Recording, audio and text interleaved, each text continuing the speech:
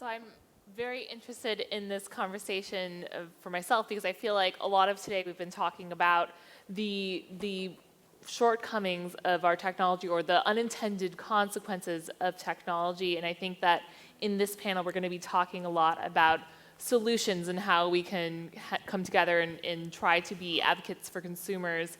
And when people think of consumer reports, they probably think of product reviews. I looked at the website today. I saw, the best leaf blower, the best vacuum cleaner. But you guys also do a lot of consumer advocacy for things that we don't necessarily buy, and also things that are integrated into our lives and technology. And so I want to first ask you about the evolution of the organization and how consumer advocacy has changed as we all spend our time on these products that are free. Great to be here, and the conversation has been riveting, but I hope what you take away from our session is really the role of consumer power. And a lot of you do know us by those reviews, but we were founded 83 years ago, and it was because our founders felt there was an imbalance of power in the marketplace, and everything we do is about putting power and control back in the hands of consumers. And we do that because we believe our vision for the marketplace is one that is fair, transparent, and safe. And we do it in a variety of ways. One of them absolutely is the testing, but first and foremost, we do the testing because we want to codify standards and rules that are actually going to protect consumers every day. And that means working in the states, working at the federal level. And we have had so much success in building a framework and an infrastructure of consumer protection. But as you've talked about earlier, those rules do not apply to the digital world. And so what Craig and I have been brainstorming about for the past years, we are fortunate to have had Craig on our board, is what's that next generation of work look like? How do we help consumers navigate the digital world? And what kind of investigative reporting, testing, and advocating we need to do to make sure that we put consumers first? So how do you pick your targets? How do you decide, like, this is the thing that because there are so many different areas you could potentially venture into to help consumers. What do you want to prioritize? Well, for us, so much of the harms in the marketplace are hidden, and we've talked about that, the lack of transparency, safety. How do you empower consumers when the lack of choice and competition is not transparent to them? So what we did in the first 2 years of our iteration together was we came up with this notion of a digital standard. If there are no digital standards out there, how do we start to iterate in real time on smart TVs, on peer-to-peer payment apps, on home cameras, and start to create a set of open source standards that we can test against? And Craig's infusion of $6 million this year has helped us take that initial testing and turn it into a digital lab to do that across more products and more systems, and to start commenting and doing investigative work on the platforms themselves. Craig, why this organization? I mean, why is this something that you really wanted to see hold these companies accountable? Well, first, I think I'm supposed to say that it's great to be here. And Consumer Reports, going back 10 years or more, is the organization which has done the best, the most trustworthy work in terms of taking a look at products that consumers use. 80 years ago, a washing machine was high tech. Now we live our lives using a whole bunch of new kinds of technology, which, among other things, collect information about us. Now, for example, I love watching TV. I do not love TV watching me. When I'm online, I don't mind making a trade-off between getting access to a useful service and revealing a little bit about myself, but I believe pretty passionately about informed consent. We should be told what the site wants to collect, what it wants to share, and then ask for our permission. Consumer Reports is the group that can make a great deal of that happen, because Consumer Reports, over 80 years, has been really good at working with government and industry to actually make things change. So that's a good way to spend resources on. And I would just add to that point is, I think that's right.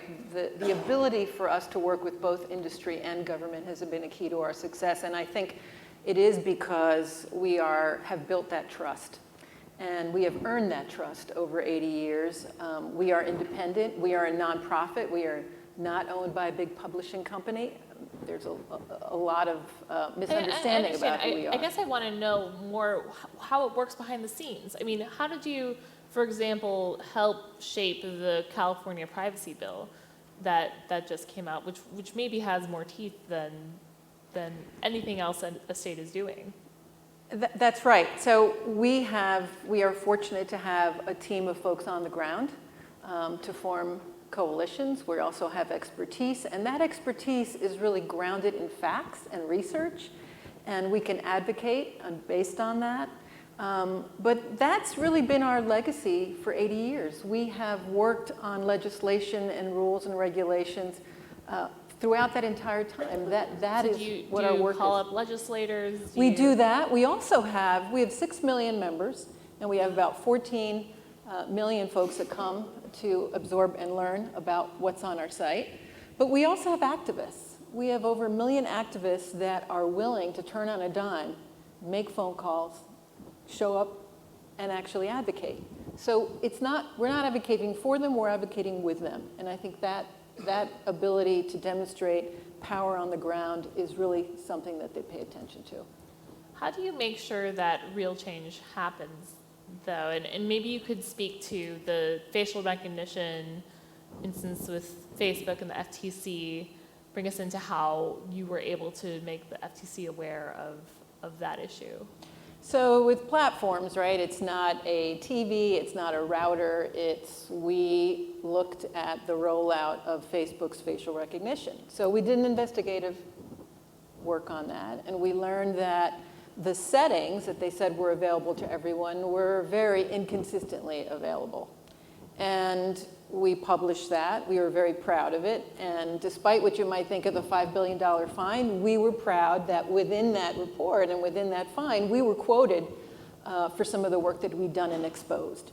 So I think that kind of hard-hitting investigative work is needed in addition to and to fuel some of the change we want to see legislatively. And I think we've done some investigations also on algorithmic bias. You know, most of us think that our car insurance rates are determined by our driving record. And what we learned when we did an investigative story with ProPublica, that's just not the case. It has much more to do with the color of your skin and where you live and your zip code. Yeah. What I do to complement some of that is most of my time is working back channels to the tech platforms and elsewhere, even government groups, but pretty quietly. I mean, I'm a 1950s style nerd. I have no ability to persuade people in public speaking. That's not my jam, as the kids say. Youth is wasted on the young. But what I focus on doing is talking to people typically at mid to high levels in companies, and just reminding them that they want to treat people like they want to be treated.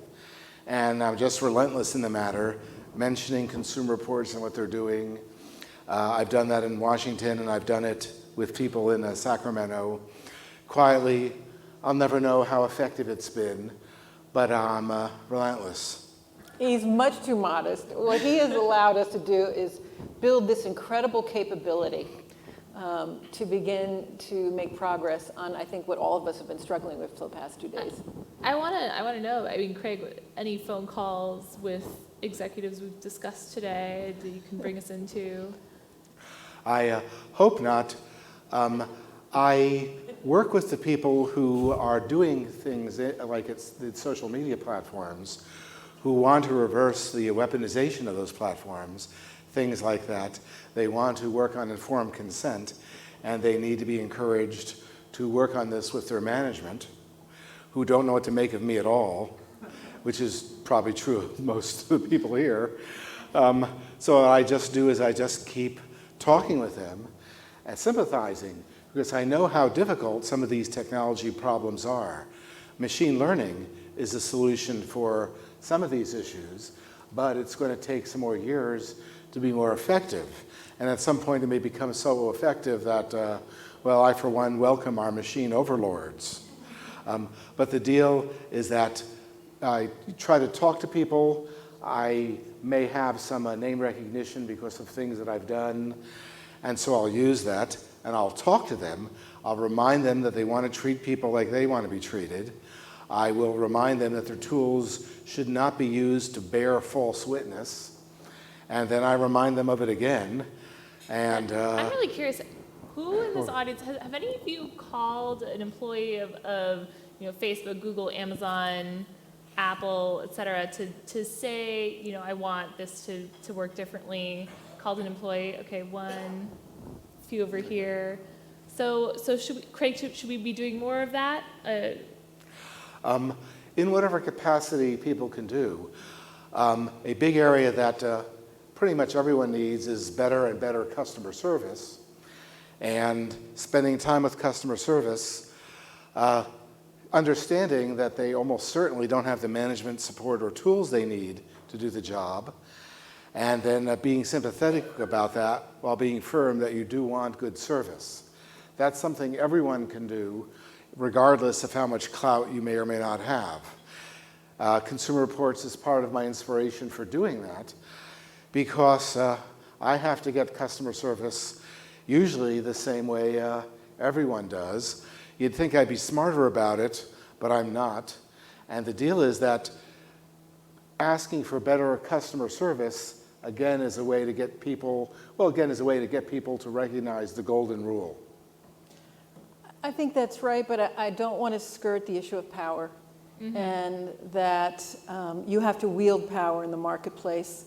And I think we do a tremendous amount of work with our members and behind the scenes, but no substitution. If you think about a tech issue like seatbelts, that was the technology, the safety technology of the past. They were not organically growing in cars. We fought long and hard to make them mandatory. And we won that battle, and we just won backup cameras last year, believe it or not. Every new car has to have one as standard. What the battle we're fighting now is we have an amazing amount of technology that we know saves lives. It doesn't just make people feel safer. Now we have the data to show that blind spot warning, forward collision warning, all of that saves lives. And yet, it is a luxury add-on item. It is an option that you have to pay extra for. That is absolutely wrong. What's the equivalent in the digital world? The equivalent of seatbelts or something that wouldn't necessarily hinder your experience, but in fact make you safer? Well, if I can close the loop on I see the technology and the digital piece is relevant to the car space. To close the loop on the notion of power, so what do you do if the regulatory environment lacks the will and it lacks the authority to actually legislate that? So what we did last year was we said, well, we called up the car manufacturers and said, you are not going to make it into the top 10 category unless all of that is standard. There you go. People love being on lists. To take the speed bump question literally, because nerd, right now on my newest phone, whenever I install an app or whenever I use it, it's asking for permissions frequently. Sometimes irritating, but that's the kind of speed bump I want. I want the software I'm using to be a little bit demanding, asking me if it's okay if it exercises some kind of permission, because that way I have a better idea of what's going on, and that's the kind of thing we need more of, and that's the kind of thing I'm hoping we see more of as the California privacy law goes into effect and as the effects of GDPR reach our shores. We have, apps and so on do need to ask our permission for things, hopefully not overdo it, but we do need to be challenged. We do need to challenge the apps. We have a great example. There was a fertility app, the Glow fertility app. Women were putting a lot of personal information into this app, and so we took it for a test drive, and in fact, it was very hackable and very unsafe, and women were putting a lot of information about whether they brought pregnancy to term or not. Once we discovered the problem, we did call up Glow, and that's an example of them saying, we could fix that. And in record time, they fixed it. There are many examples like this that we're seeing But success. it seems like companies are just waiting for outside people, like journalists, Consumer Reports, to come to them and say, hey, this is broken, or this isn't working. How can we get companies to be more proactive? That has been our model for 80 years, is don't sit on your hands and wait, but you can compel the market to move and bend to put consumers first. But it does take investigating, it takes pressure, it takes using the power you have judiciously and responsibly, and I think that's how you earn the trust of both manufacturers and the government. And I will tell you, in that car example, no sooner did we say you would not be included in the top 10 that a number of car manufacturers said, we're on board. We'd like to be a part of that. Now, that's the beginnings of what the Digital Lab is going to try to put pressure on and to move. But a key participant has to be consumers, has to be people. And do you think consumers are genuinely concerned about their privacy? Because from hearing some people tell it, it's really just like a matter of convenience for them to use these services, and sort of ignorance is bliss. And of course, that's not what we think as we look and dig through all the evidence we have and instances that we've had of misplaced trust. But how do you get people to care? Well, I think the first thing we have to do is stop thinking it's only about privacy. I mean, the privacy piece is also linked to the competition and the monopoly and the domination of a very few number of companies. And I think people do care about that. Craig? Well, something that Consumer Reports is working on is, let's say, a theory of change. How do you get people's attention and to tell them that we're not helpless, we can do things to affect change, and there are folks at Consumer Reports who know this stuff and are doing things. Me, and something any of us can do, is to, well, retweet or otherwise share stuff that comes out of Consumer Reports or other entities acting in good conscience. We can all take a little role in that while waiting for people maybe to figure out how to do that in large numbers. We need to do that right now and right here as our country's under attack. But it's a big challenge for us all. Consumer Reports may be playing a much bigger role than any of us suspect. What do you mean by under attack? I'm just thinking of the weaponization of social media. You mean like the election disinformation? That kind of stuff.